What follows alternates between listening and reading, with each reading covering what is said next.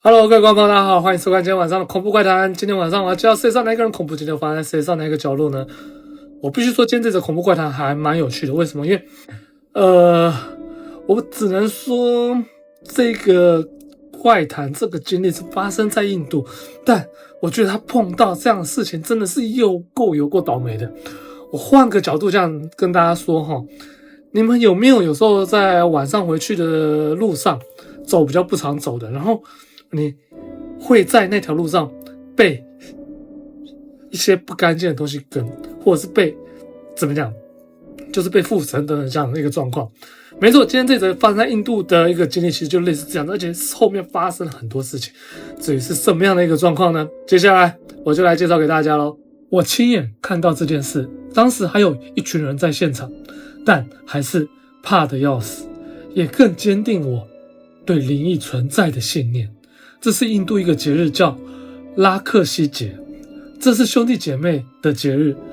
姐妹会把拉克西绳一种手环绑在兄弟的手上，向兄弟祈求姐妹的平安、健康与保护。兄弟则会回赠礼物，并承诺会用各种方式保护姐妹。这不只限于血缘的兄弟姐妹，任何人只要愿意都可以成为彼此的兄弟姐妹，不分种姓、信仰、宗教、种族、家庭或国籍。通常这一天充满甜食，兄弟姐妹会到处拜访彼此认识的人，在每家都吃甜食，这是传统，一定要吃甜的。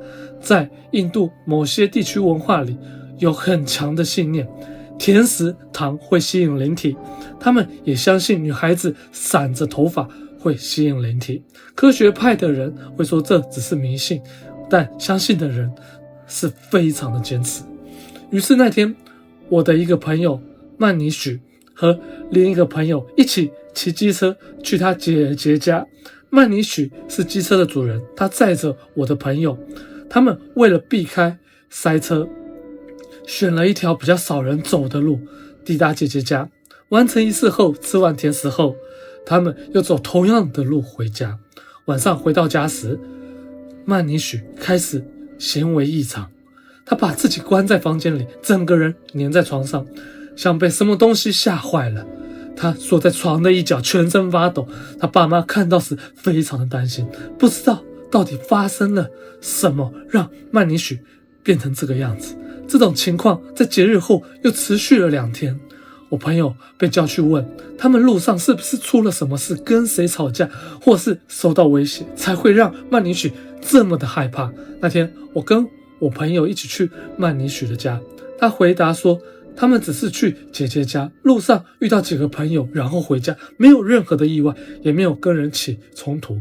我们一起走进曼尼许待的房间，那个房子很小，所以他听得到我们在外面讲话。一进去，曼尼许就对我朋友非常生气，气到嘴巴发出嘶嘶的声音，像在咆哮。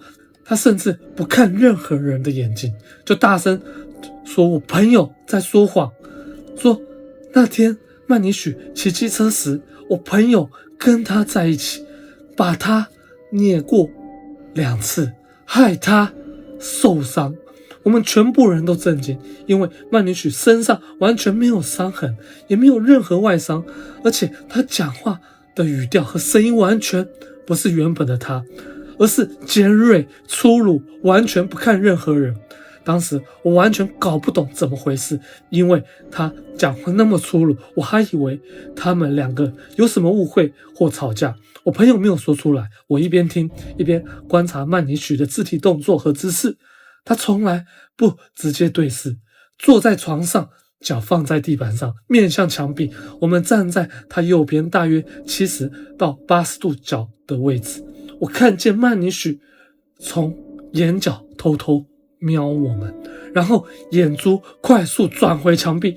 他在房间里，有我们在场，超级不舒服，几乎要把背对着我们，还把脚往左边挪，等同把背完全转向我们。他讲话时，额头和脸颊皱得超严重，看起来像是对我们的存在感到极度的厌恶。一边说话，一边用手比着叫我们走开。我们被他的行为吓到又惊讶，走出房间，在外面坐下。结果曼尼许房间传来很沉重的声音，曼尼许大声喊着什么，但听不清楚内容，是某种语言，但听起来绝对是印度系，不是标准印度语，而是混了一些印度单字的方言。曼尼许妈妈冲进礼拜堂，拿了朱砂要涂在他额头上，我们也跟着进去。他明显拒绝涂朱砂，还推开妈妈。我本来想要上前压住他，让朱砂能涂上去，我朋友阻止我，说要叫当地的巴巴，巴巴是一种灵修者过来。我朋友说，看起来像是曼尼许被灵体附身了，所以才不让涂朱砂。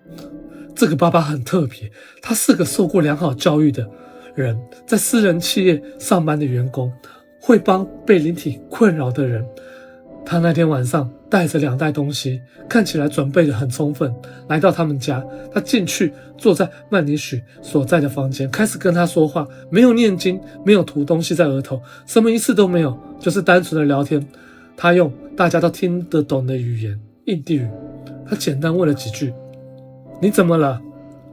我很生气，因为他故意伤害我。谁伤害你？骑机车的那个。怎么伤害的？曼尼许说，他碾过我2次，大家都知道我在那里。你在哪里？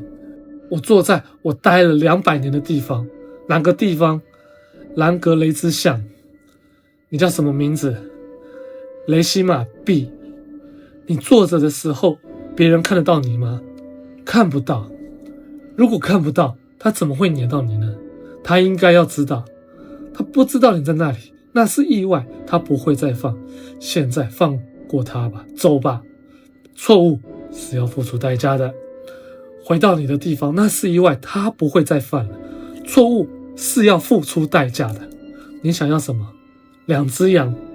他们是穷人，没办法马上给2只羊。给我2只羊，我就走。怎么给？在哪给？放在查德盖特桥附近马拉佩特下面河水桥，过去有水，现在已经完全干枯了。好，15天内给你，但你现在就要走。不要。今天1只，15天后1只，现在走。不要。你要走还是我强迫你走？大笑着说，2只羊。好，今天2只羊。你怎么知道你走了？2只羊。你听不懂吗？今天会放2只羊，但你现在就要走。你怎么知道你走了？我会从镜子离开。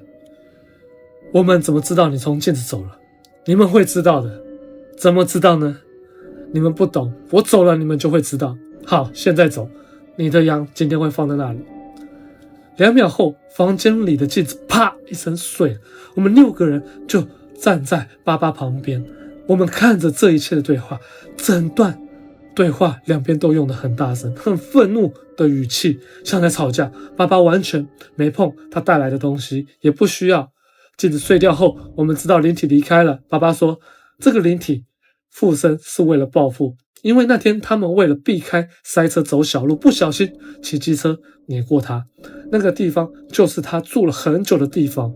同一天，我们买了2只羊放在桥下，后来怎么样我们也不知道，也没回去看。曼尼许1-2天后就恢复正常了，他们之后再也没有走那条路，也没再出过事。这件事让我更加确信灵体的存在。但那个巴巴怎么不用任何圣物就能跟灵体对话？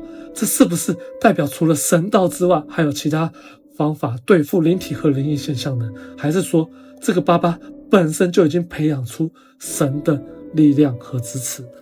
哇塞，我觉得这一则经历很精彩耶。他那个一问一答，在跟灵体做一问一答时，这个巴巴就是他们当地的像老师吧，灵修者灵媒跟他对话，还在那边讨价还价。不要，我好像有听过一些台湾的老师也会跟灵体这样去做对话，就是说要怎么样嘛，就是一开始说要命嘛，然后老师就会谈嘛，说要烧多少钱给你嘛，对不对？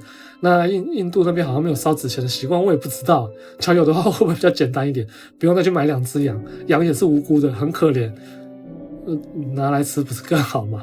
对啊，好 OK。那假如今天这一则经历要评分的话，我大概会评到第一次的5颗星吧。这太精彩了，而且描述的真的是很详细，5颗星真的是当之无愧。我只能说啦，这个人真的还蛮倒霉的，只是骑一条比较少人在走的路，在那边又去惹到这个灵体。那说真的，我应该也会遇过蛮多次的，因为我常常去一些地方，去走一些很小的路，甚至那个我这样讲好了，我的车子前一阵子被卫星导航带去走一条很小很小的山，非常难走，路小到那个一台车刚好就这样子，而且路是很不平的，然后一边好像坍帮，然后路都垮掉，然后我这样开过去，然后都石头路很烂，结果开过去的时候，我的车子后轮的那个感测器又开始有点怪怪的，不知道是跑了什么东西进去，这样子过几天还要拿去给人家看看这样子。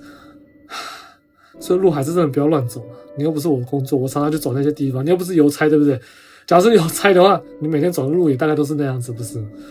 好了，路真的，这一则经历真的告诉我，你有时候走一些路，你会感觉到身体不舒服，或者是你开的有点心惊胆跳的话，那说真的，去找别条路吧，就不要再去走那条路了。这样，因为你的身体会告诉你这个地方是不安全的，不是吗？好 ，OK， 那今天的恐怖怪谈就介绍到这地方为止，非常感谢大家收看，那我们就下周再见喽，拜拜。